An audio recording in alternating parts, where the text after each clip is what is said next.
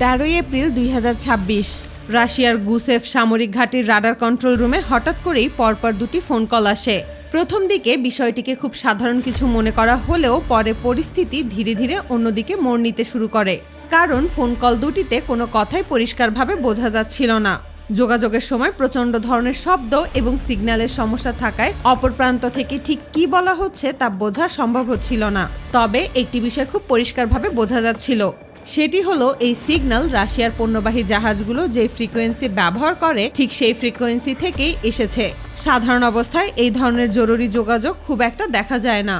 রাশিয়ার নৌ যোগাযোগ ব্যবস্থায় এমন ফোন কল সাধারণত তখনই আসে যখন কোনো ধরনের জরুরি অবস্থা তৈরি হয়। তাই প্রথম ফোন কল পাওয়ার পর থেকেই কন্ট্রোল রুমের কর্মকর্তারা বিষয়টিকে গুরুত্বের সঙ্গে দেখতে শুরু করেন। তারা বারবার সেই যোগাযোগ পুনরায় স্থাপন করার চেষ্টা করেন, কিন্তু যতবারই চেষ্টা করা হচ্ছিল কোনোভাবেই পরিষ্কারভাবে যোগাযোগ স্থাপন করা সম্ভব হচ্ছিল না।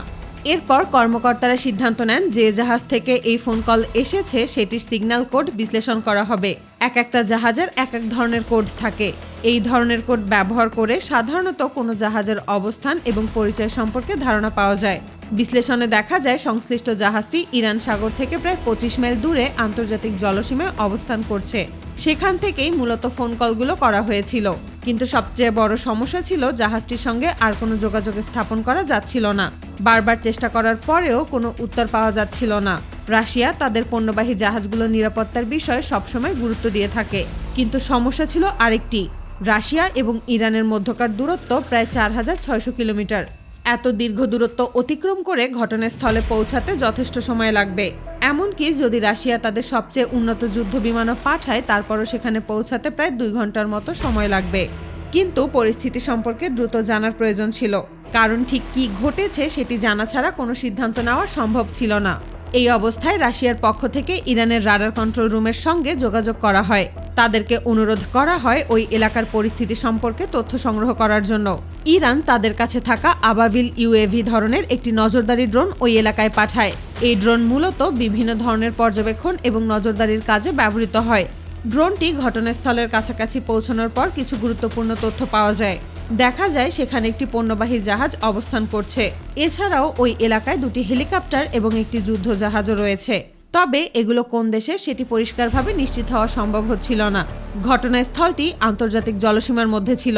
আন্তর্জাতিক জলসীমায় প্রত্যেক দেশের কার্যক্রমের ক্ষেত্রে নির্দিষ্ট কিছু নিয়ম রয়েছে, তাই ইরান সরাসরি সেখানে গিয়ে কোনো ধরনের পদক্ষেপ নিতে পারছিল না।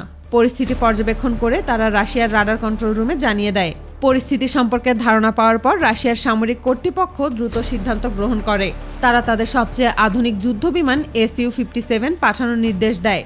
এই যুদ্ধবিমানগুলো অত্যন্ত দ্রুত গতির এবং আধুনিক প্রযুক্তিতে তৈরি। ঘন্টায় প্রায় 2600 কিলোমিটার গতিতে উঠতে সক্ষম এই যুদ্ধবিমানগুলোকে দ্রুত ঘটনাস্থলের দিকে পাঠানো হয়। সাথে উড়ে যায় একটি রিফুয়েলিং বিমান। পথে একবার জ্বালানি লোড দিয়ে প্রায় 2 ঘন্টা পর যুদ্ধবিমান দুটি সেই এলাকায় পৌঁছে যায়। সেখানে পৌঁছানোর পর তারা আন্তর্জাতিক যোগাযোগ ব্যবস্থার মাধ্যমে সেখানে অবস্থান করা যুদ্ধ জাহাজ এবং হেলিকপ্টারগুলোর সঙ্গে যোগাযোগ করার চেষ্টা করে। রাশিয়ার পক্ষ থেকে সরাসরি জানিয়ে দেওয়া হয় যে তারা যেন অবিলম্বে এই এলাকা ত্যাগ করে এবং পণ্যবাহী জাহাজটিকে মুক্তভাবে চলাচল করতে দেয়। এর কয়েক ঘন্টা পর ইসরায়েলের পক্ষ থেকে একটি বিবৃতি প্রকাশ করা হয়। সেখানে বলা হয় সংশ্লিষ্ট পণ্যবাহী জাহাজটিকে আন্তর্জাতিক নৌ চলাচলের নিয়ম ভঙ্গ করার কারণে থামানো হয়েছিল। তাদের বক্তব্য অনুযায়ী জাহাজটিকে শুধুমাত্র কিছু প্রশ্ন করার উদ্দেশ্যেই থামানো হয়েছিল।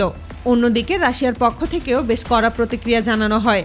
রাশিয়ার কর্মকর্তারা স্পষ্টভাবে জানিয়ে দেন যে ভবিষ্যতে যদি তাদের কোনো জাহাজকে এভাবে থামানো হয় তাহলে তারা বিষয়টিকে অত্যন্ত গুরুত্বের সঙ্গে দেখবে এবং কঠোর জবাব দেবে। এই ঘটনার পর আন্তর্জাতিক মহলেও বিষয়টি নিয়ে আলোচনা শুরু হয়। তবে দুই দেশ কোনো ধরনের উত্তেজনা ছাড়াই পরিস্থিতিকে খুব সুন্দরভাবে নিয়ন্ত্রণ করতে পেরেছে।